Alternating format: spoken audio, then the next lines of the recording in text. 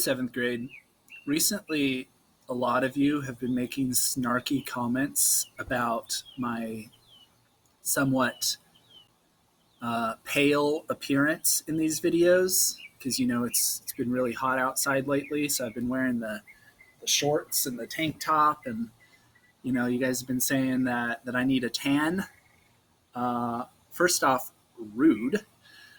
Secondly, this has provided a good opportunity for me to tell some jokes about whiteness, not the race, about being pale.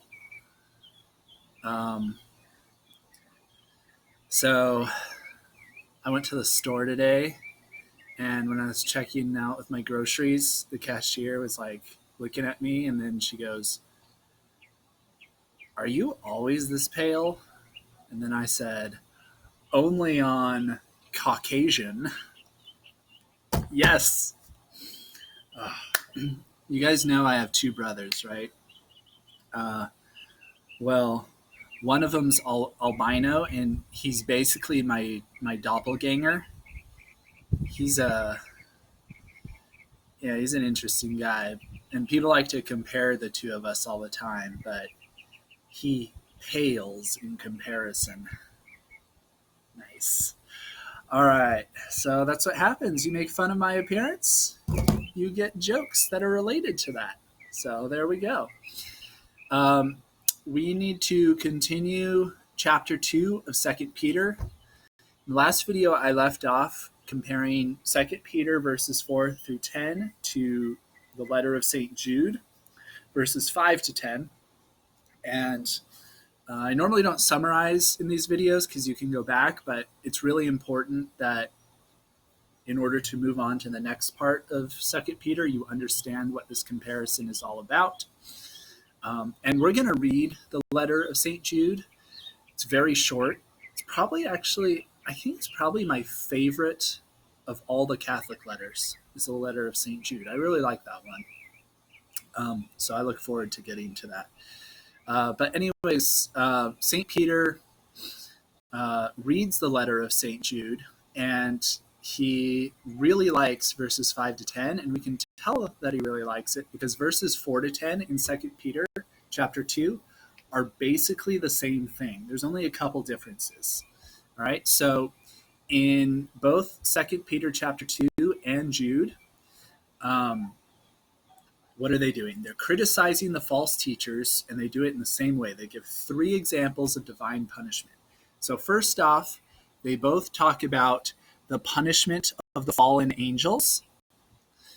They both talk about the destruction of Sodom and Gomorrah. And then thirdly, they both refer to Old Testament punishments of the Israelites. So Peter, not of the Israelites, but of human beings. So Peter talks about the flood and Noah's Ark. And Jude, instead of talking about that, talks about the punishment of the Israelites in the desert for their disobedience to God.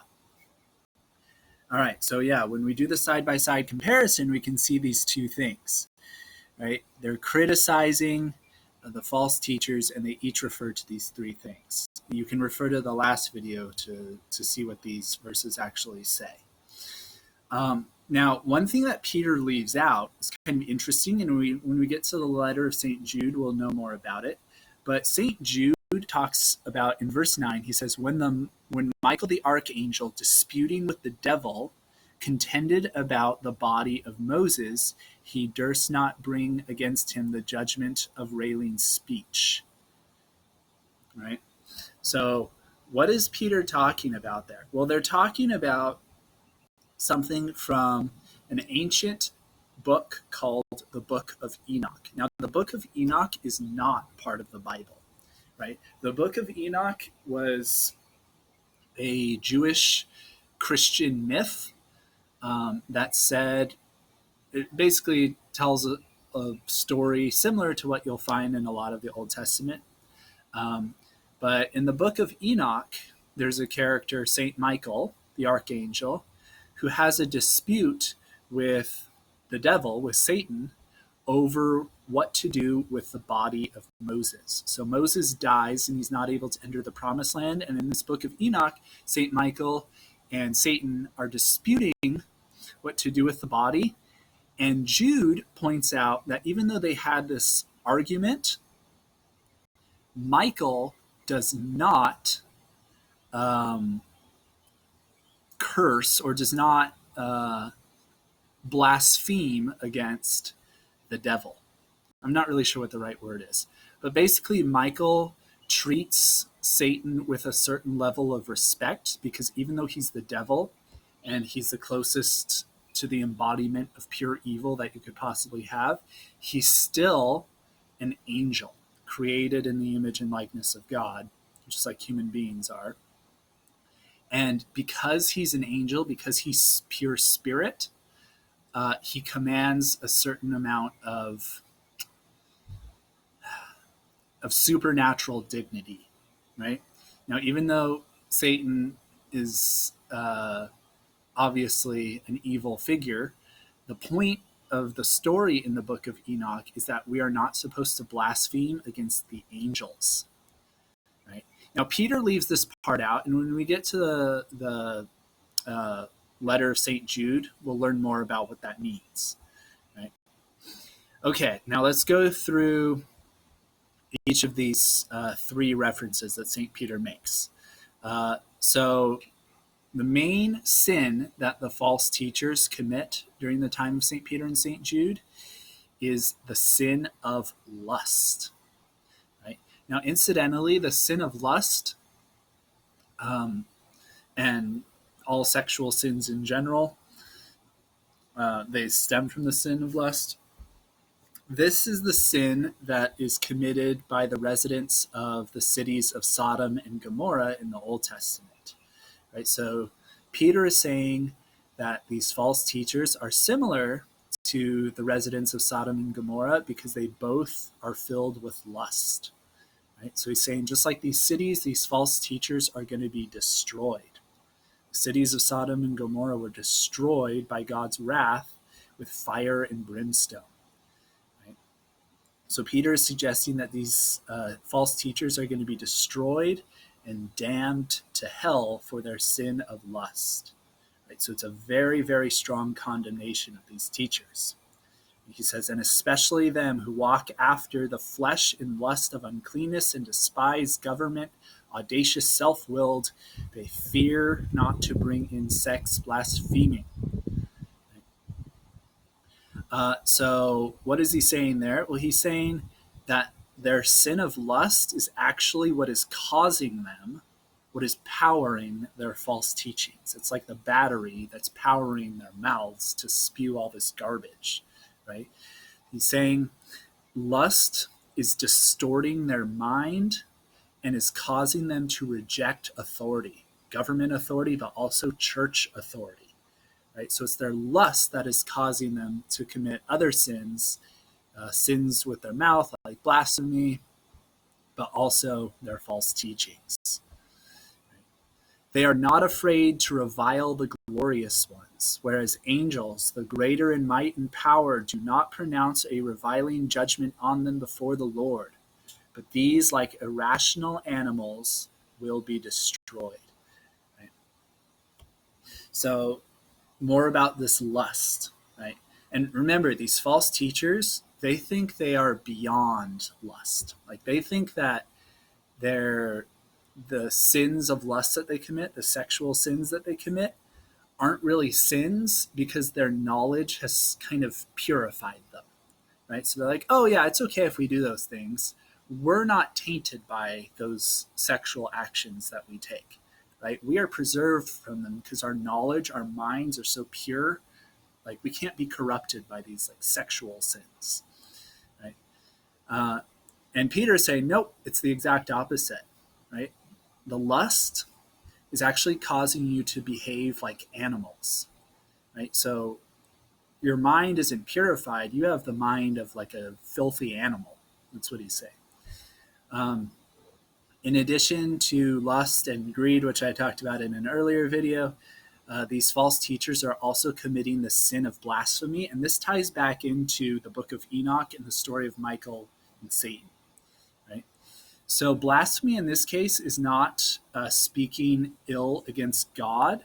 Right? There's another way you could commit blasphemy, and that is what St. Peter calls reviling the glorious ones. Right? So this is the sin of either not taking angels seriously,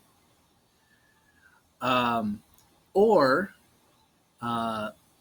invoking demons to support their sin. That's what they're doing. Now, reviling the glorious ones comes from basically just disrespecting angels in general, maybe believing that they're not real or trying to use them in like a superstitious way, right? These are serious sins, and it's actually a form of blasphemy. So just like St. Michael the Archangel doesn't blaspheme against Satan, his enemy, likewise, we're not supposed to do that either, right?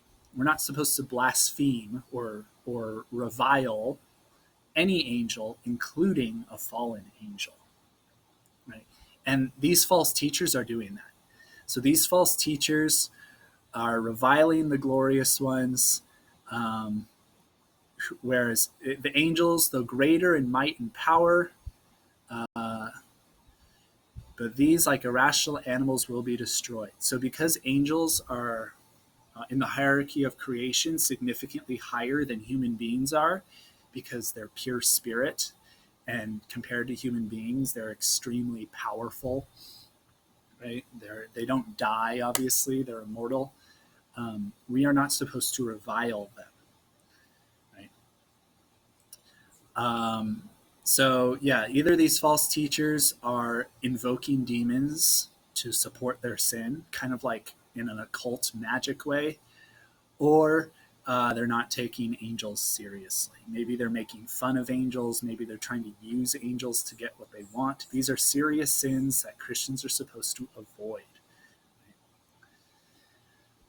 So not even the angels revile demons. That means we can't either. All right. Finally, for it would have been better for them to never have known the way of righteousness than after knowing it to turn back. Right? So these false teachers are zeroing in on recent converts to Christianity. So these are people who have received the grace of baptism, and then the false teachers move in on them while they're still like infant in their infancy stage of their faith, and they're pulling them out of Christianity again. Right? So a lot of these people are committing mortal sins, and so they are losing the grace they received in baptism by listening to what the false teachers say about sins of lust and also sins of greed. Remember, they're saying, oh, that's not really sin. So they're committing mortal sins, but primarily they're also committing the sin of apostasy, which happens when you are a Christian and you abandon your faith. Apostasy is a really terrible sin, especially in the early church, because the church is fragile and trying to grow. So it's big news when someone leaves the church. So Peter's saying that for both the false teachers and converts to Christianity, it would be better to have never been baptized at all than to become apostates. And this is true. It is better to have never been baptized at all than to become an apostate. Because if you are baptized, that comes with serious spiritual responsibilities. Right? And rejecting those responsibilities through apostasy is a grave sin. Right? Baptism isn't just a gift and that's it. Congratulations, you're Christian. No, baptism is the first step of spiritual life. It gives you graces, and you are required to fulfill certain duties because of that. So that's what Peter's saying. All right, we're going to stop there. The next video will be on chapter